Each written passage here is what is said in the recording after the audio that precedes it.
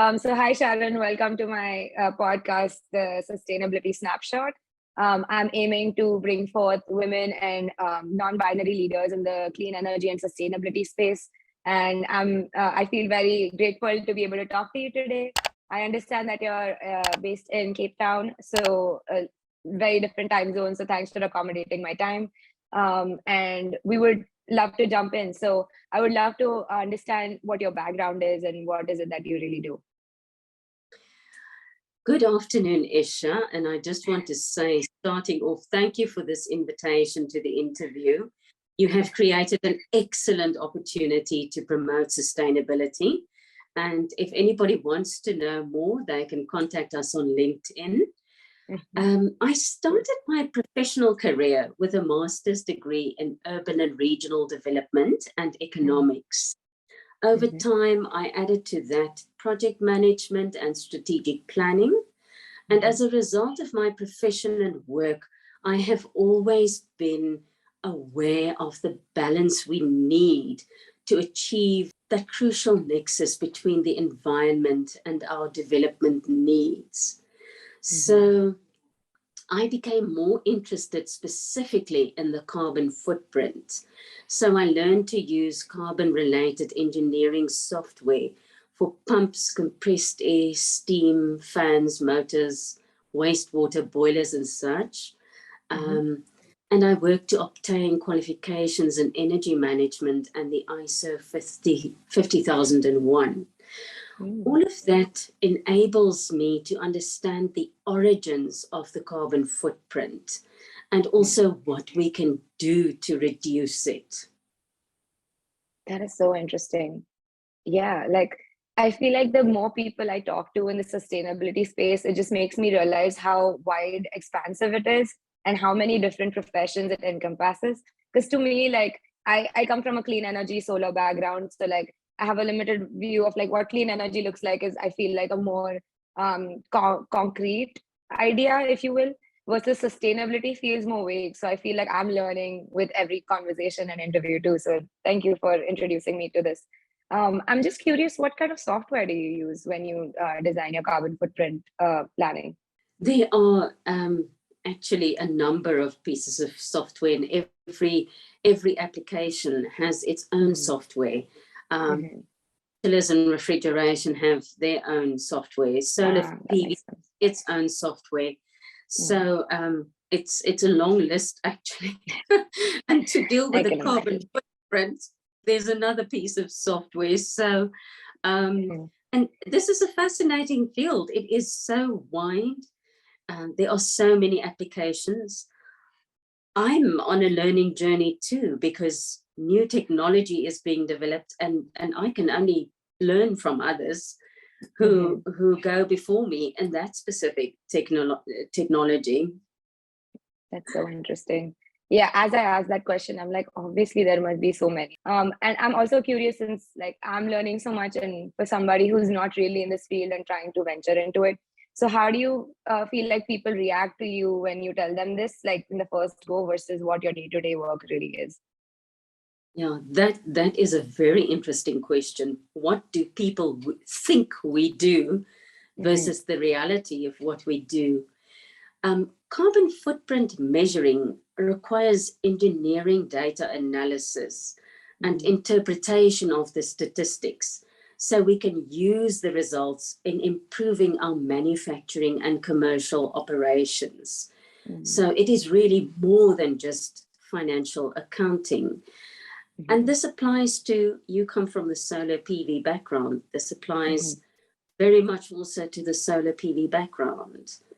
Right. Yeah, I feel that all the time. So like in my previous video, I talked about how like not a lot of friends or like my circle are in the clean energy space actively. So like there's so much confusion, or more than confusion, it's like they don't really know what to think, because it's comparatively a very different field, something that not everyone is doing. So they just have a perception. So like that's one of my aims of this podcast, like I said, to like try to disillusion people and try to not make it like this fantastical thing that you do just out of the goodness of your heart. Like, of course you want to do better for the planet, but there's a very strong economic and sustainable opportunity in these fields. So that's pretty Yeah, cool. I certainly agree with you. And I think most people are surprised, even I was, when I started realizing how much I need to know just to get to a carbon footprint. There's Yep. global warming potential, there's the greenhouse gases, and then Oh my God. for every piece of equipment you use, there's a different carbon footprint. And you do need to understand where that originates. So it's a fascinating field. You don't stop learning on this journey. For sure. That's definitely one of the highlights for me too. Like there's just so much to learn and the industry moves so fast. Like I was there for 3 years. Now I'm on an almost 1 year long break and I plan to go back to the field in May. But I already feel like I'm falling behind. Like there's just so much advances always happening. And I am in touch with like my company folks and like the industry folks. And I'm like, I'm already missing out. Like I want to get back in the field and get back in the game. And then what do you think Vision 2030 or 35 is? Since like 2020 and COVID and everything just really messed everything up. Where do you see like your career or maybe your industry moving forward in this direction? Thanks for that question. I have quite a strong opinion on this issue. My vision for 2030 is that we would lower our carbon footprints. However, net zero may not yet be attainable by then, but we should work towards reducing negative impacts. And this will require yet more research into more innovative and affordable technologies. We have to have that realistic point of view of net zero as well. We can't change all the boilers in the world tomorrow morning. Yeah. We don't have available to do that. Oh my God. I fully agree with that. There are so many permutations of the net zero. So the realistic point of view is very, very important. I don't get emotional about this. I get realistic about this. That's pretty, I feel like I align, my viewpoint is also very aligned with this. I think when I was doing my undergraduate degree up until 2019, I was very passionate about like climate change and I want to do something for the longest time. I didn't know where I would fit in, but I definitely wanted to get in this space. And I feel like for me, it was even more than emotional for the longest time. I'm like, I don't understand why in so many countries, including America, why is this an emotional issue that's debated over? Like, isn't this obvious that the planet is not doing well and our current activities are not doing well and the science to support it? But then there are groups that question the science, and then there's people who don't believe in it altogether. And I feel like this should not be an opinion issue in the first place if there's like research and years and decades of research that proves this.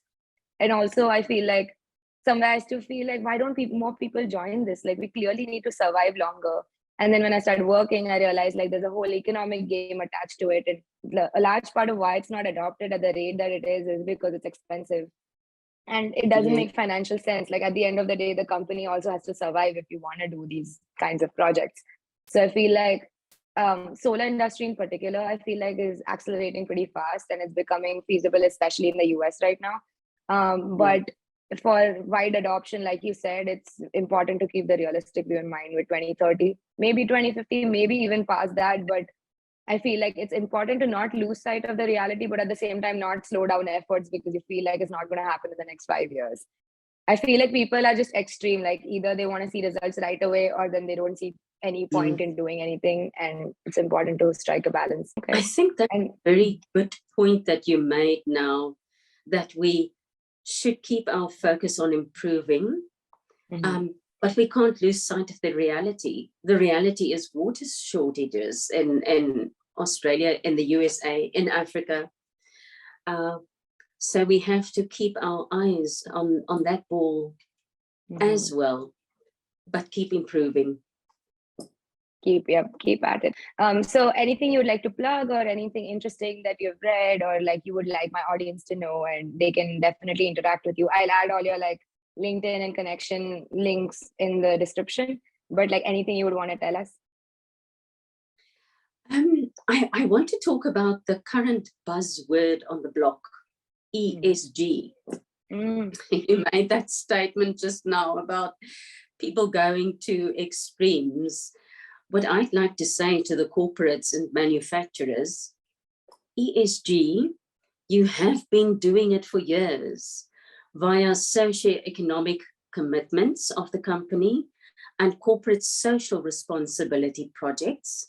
You have implemented tools for governance and good accounting principles for your finances. Now we need to take it further, measure, monitor, analyze, and understand our environmental impacts by use of natural resources. Energy and water comes at a financial cost to the company, and solid waste and wastewater also generate a cost. We need to reduce waste to the minimum possible. We need to use our natural resources optimally. We only have this one earth and the resources contained in it.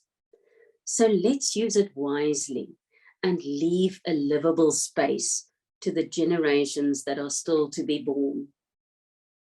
I fully agree with everything you said.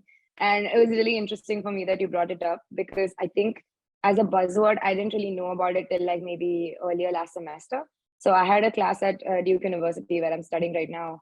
I had a class in entrepreneurship with the environmental school.